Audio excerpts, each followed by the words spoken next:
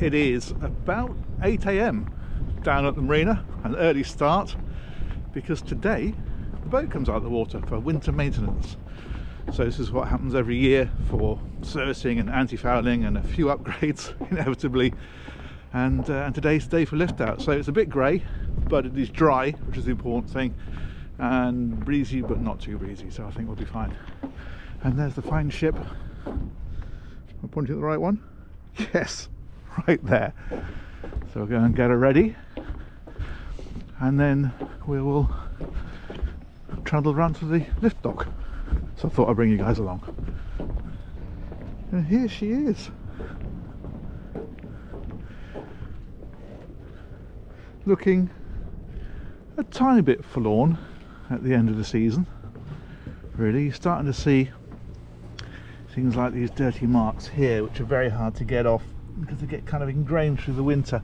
And you can see here it's just going a little bit green, and that's because it gets very damp down here.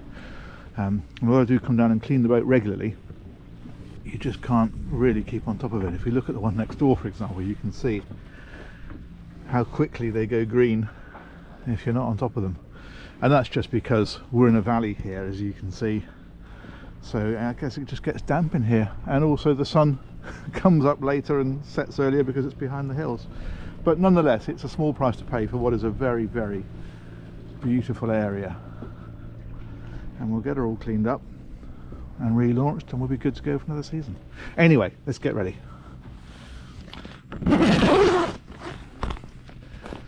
Now you can see how I keep the boat during the winter. So all the cushions here are off, they're inside. And in fact what I have is shore power on the boat, so there's a 240 volt power coming in here to a plug down underneath there, and that is powering a dehumidifier and a small heater just to keep everything warm and dry inside. I'll show you. There we go. So these doors are open to let the air flow right round, and then in here we have, a bit dark isn't it? I'll put some lights on in a minute. But yeah, there's a heater down there. That dehumidifier is draining into the sink, so it can run whenever it wants to and it won't fill up. Right, let's get the covers off and some lights on. Well, that is the side covers off, and these are top up for now because they're not going very far. But I don't like running the boat with the covers up because you get more windage and it's not so easy to see what you're doing and so forth. So yeah, I much prefer this, but I did want to show you this. We've had some serious gales come through here in the last week or two, and I've come down and found that the marina have put an extra line on the boat. That one's not normally there, but they obviously found the boat was moving around a bit too much, so they added an extra line, and that is what you pay for in places like this. It's a private marina, it's quite expensive, but the care that you get when you're not with your boat is brilliant. So many thanks to Premier Marinas for doing that. That is excellent. Preparation, as ever, is key, and I have rigged fenders and lines, you can see them here as well, ready for when we go alongside the dock, because it just makes life easier if you're all set. And we are about all set to go, I think. So let's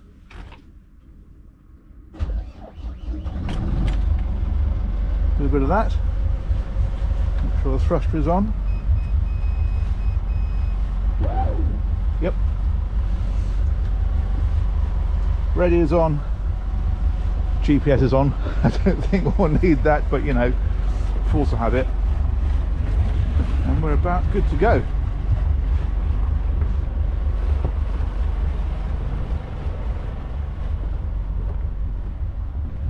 Now the wind, if we look at the wind direction indicator on top of there, is blowing straight up the river. So we are going to potentially, once we undo the bow, lose the bow a bit. So we need to be fairly swift at this. You can see it's gently pulling on that line already. So we'll pull that in and hook that off.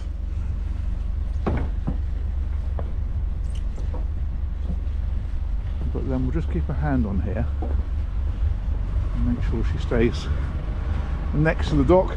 This is always a tricky bit when you're on your own. That one can come off, and that one can come off. There we go, bow's starting to drift out already, you see, so we'll go, yank that back in again. And while that's drifting in the right direction, we'll hop on and get going. There we go, stern's coming out now, but that's fine. Into reverse. And away we go, smooth as silk.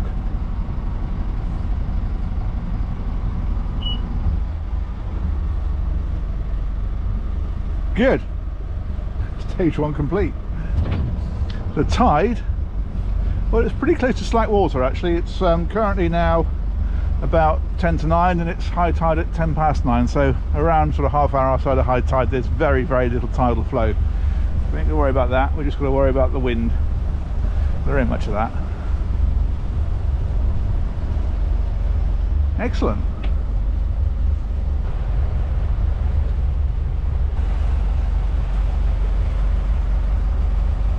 The Royal Navy are out practicing. There's another one there.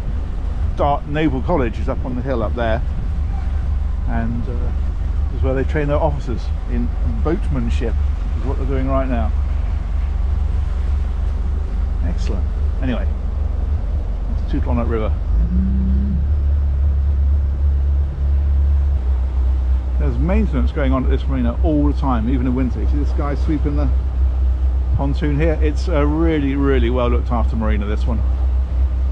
It's a nice place to be.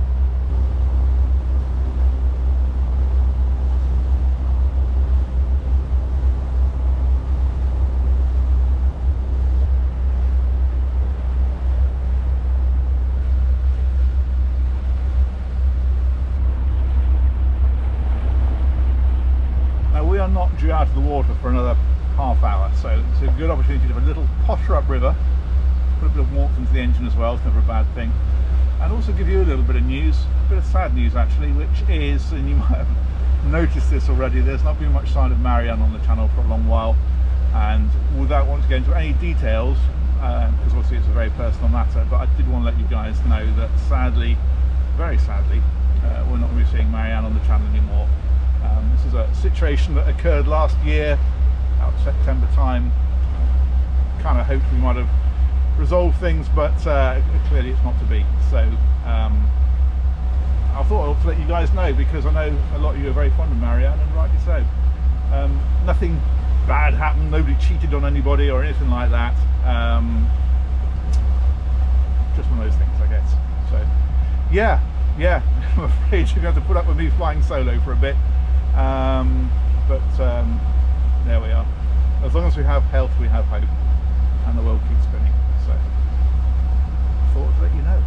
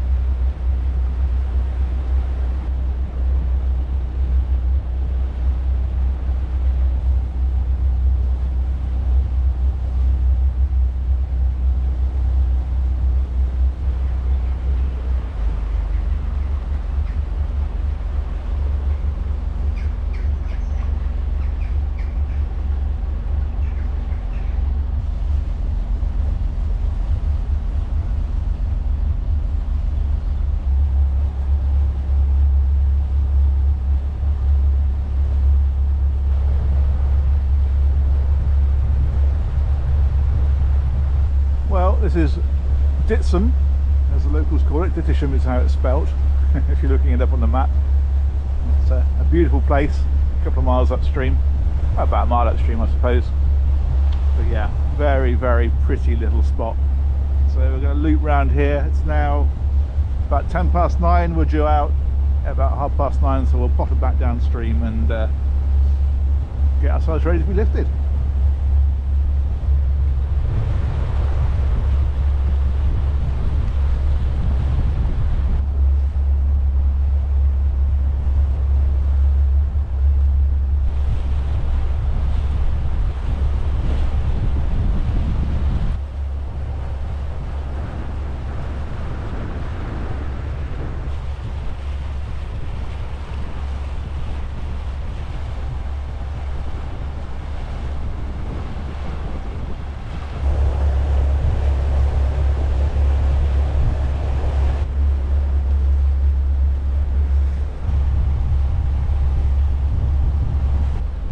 Seal on the end of there. Little chap there. Another little seal. Another one, look. I didn't see him, he's disguised. Wow. There's loads of them. Look at them all.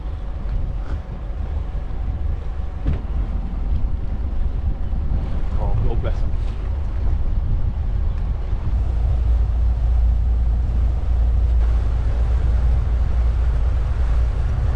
Well, there is the dock, so we better stop and prepare ourselves for docking and put some fenders out. So lines are already on, fenders are already on, in fact they just need to be deployed, because there's nothing scruffier than trundling around with your fenders down, so they stay up until they're needed. There you go, look how the wind has taken the bow already. Look at that.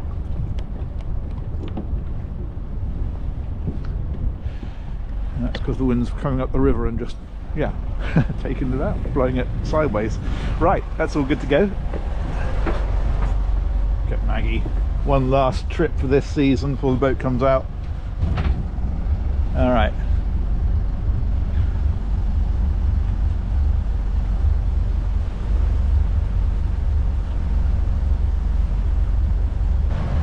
Okay, so we're going to potter into this pontoon here, is my thinking.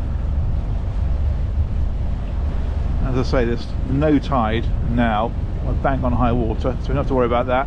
The wind is blowing up river, so it'll actually be blowing us sort of gently on, if anything. And this thing keeps bleeping, which is irritating me. There we go, keeps got no heading for no obvious reason. Never mind. Alright. And they obviously just got that boat out because they're pressure washing it. So hopefully we'll be next. Well, that's okay, give you a chance to get the canopies up.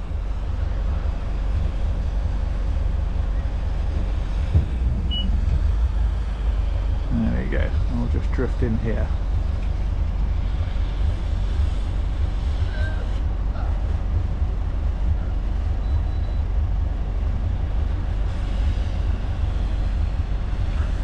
There you go, a little nudge ahead, and then a nudge astern to get the back end in.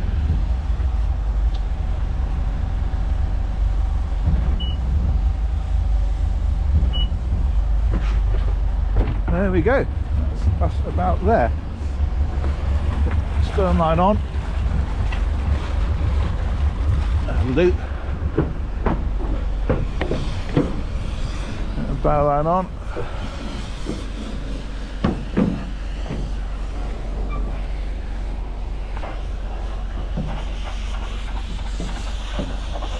and that will do us nicely. And finally we'll put a spring on just to pull the back end in a bit into there. There we go, so that's just pulling that in. This is quite tricky one-handed, but nonetheless that'll do nicely. There we are. Perfect.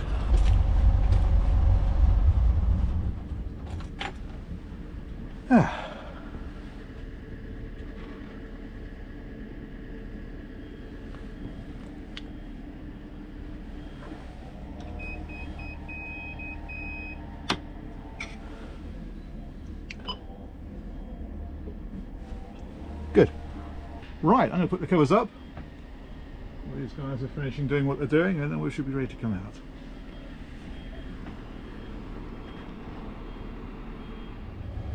comes the crane.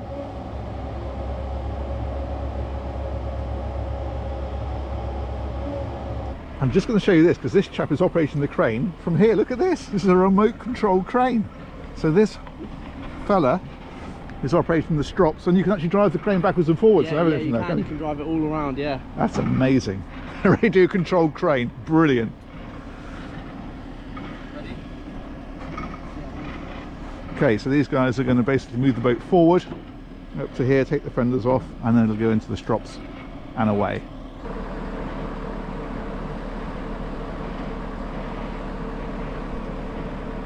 There we go. Once she's in here, we can take the fenders off because we've got the fender pads here. Which is very neat.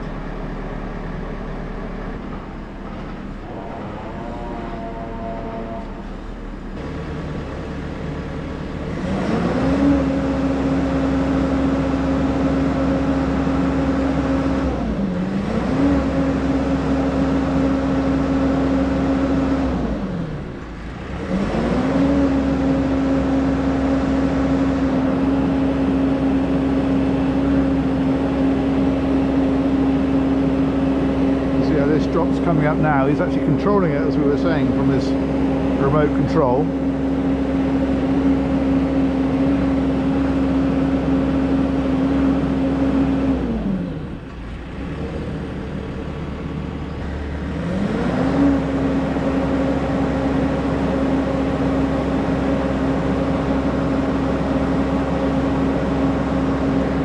They've caught it with the back one, use that to move it forward, getting the front one in place. Once the front one is tight and holding it, they'll move the back one down and back.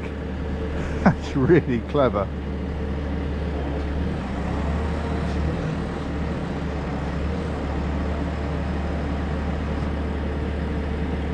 There, you can see the stern one slackening off now, so it's being held at the bow. And when that back one sinks sufficiently, they'll move it back to the right place. That's nifty.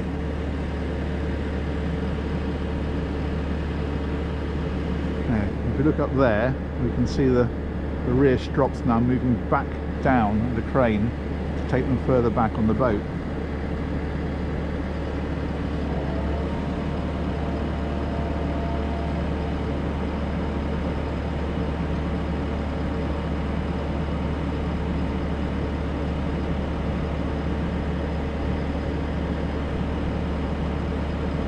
See, this one's tightening up now, the back one.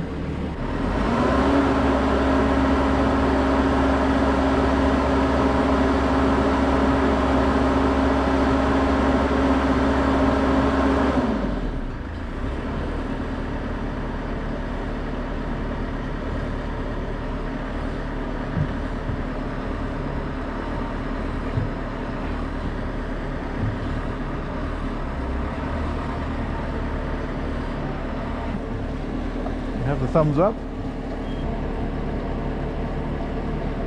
and away she goes.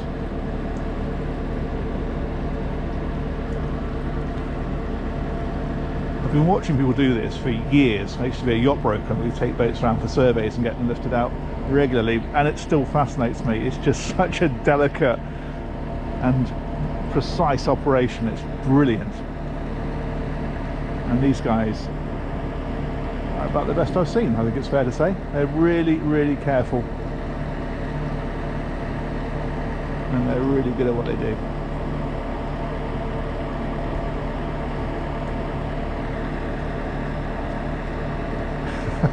No, I don't get a discount on my berthing for saying that.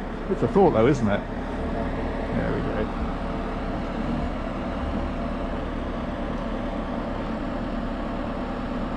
Fantastic.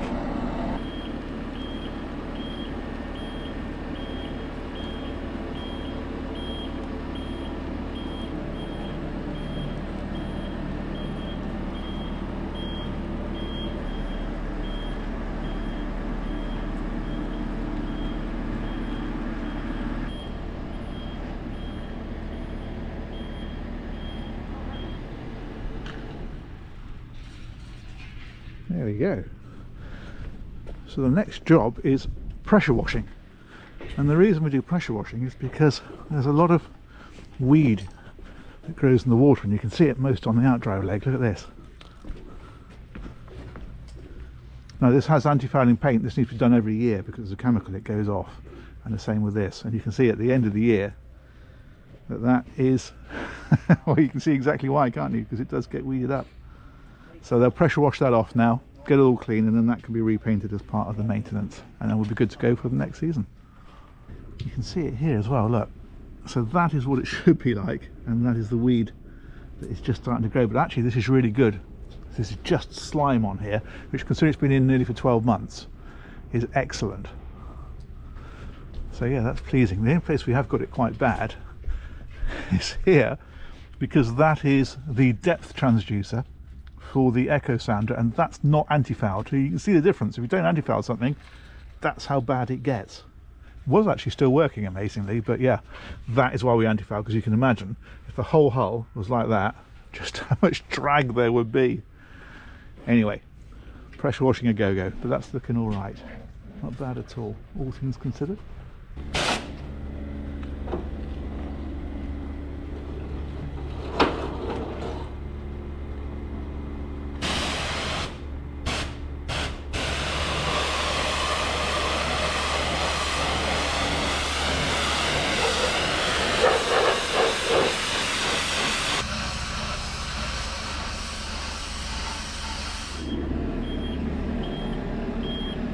So she's all freshly cleaned and pressure washed, and now what's happening is they're moving Smugglers forward to go onto this trailer, and that's what they'll use to then move her into position in the yard and be chopped up, ready for the work to be done.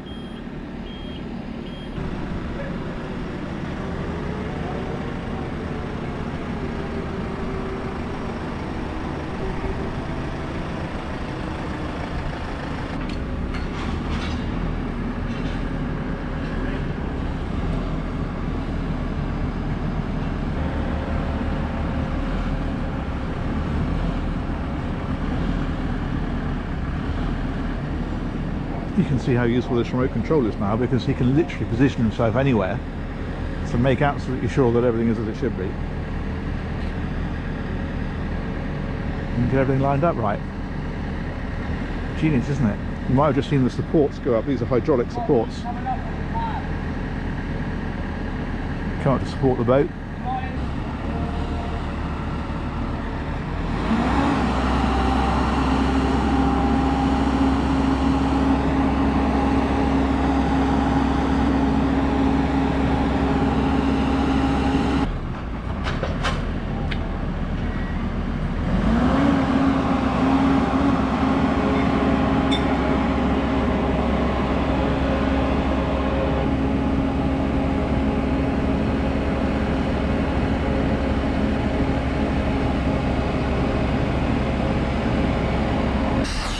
And what they're doing now is spraying where the strops were. So you remember as it came out and they were pressure washing it, the strops were obviously around it supporting it, and they couldn't clean under those bits. So now those bits gets cleaned and everything is absolutely perfect underneath. It's slick, isn't it?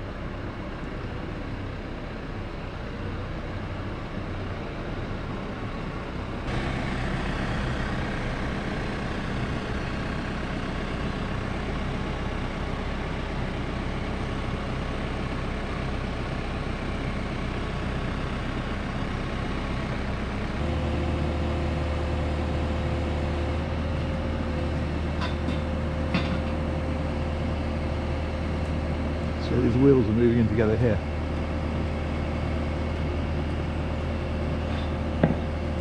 So the whole trailer is lowering, plus these are hydraulic as well, of course, coming down now. This is a very smart kit, isn't it?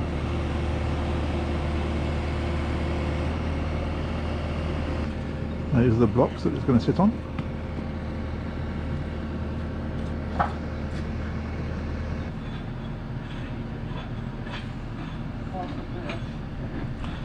So she sits on the blocks and the supports stop her from falling over. It's a pretty good arrangement, isn't it? Yeah. The trailer's retracted.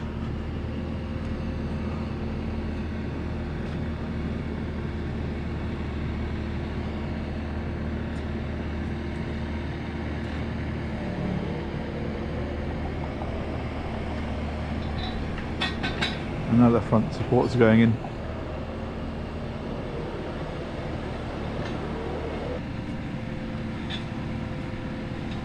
That's fantastic. Thank you very much indeed. Absolutely superb. Look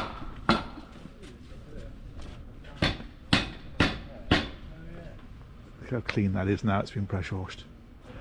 And that, as they say, is that. That's a good job done. We've got Darthaven here now doing the engine service and the drive service. You can see them down the back there. And the reason for that is because it'll be winterized as well. It's not actually a problem, as it turns out, because it's quite mild at the minute, but it's very, very important that when the boat's out of the water it's properly winterized so you don't get a freezing going on. It's plugged into shore power now, so the cable's running across there, so we've got the dehumidifier back in place and the heater on inside. So it's just all kept nice really, and then it'll be out now for a month or two. There's various bits of work going on. Move that way, this van. It's about to start up. Then we will be all set for the new season. Valeted, cleaned, canopy cleaned. There's some new gear going on. You'll obviously see all about that once she's back in the water. And we'll be good to go. Looking forward to it. Another year on the water coming up. Can't wait, cannot wait. So thanks very much for joining me for that. I hope you've enjoyed it. Any questions or any comments, drop them down below. You know how to, you know what to do, and we'll catch you on the one real soon. Take care. Bye bye.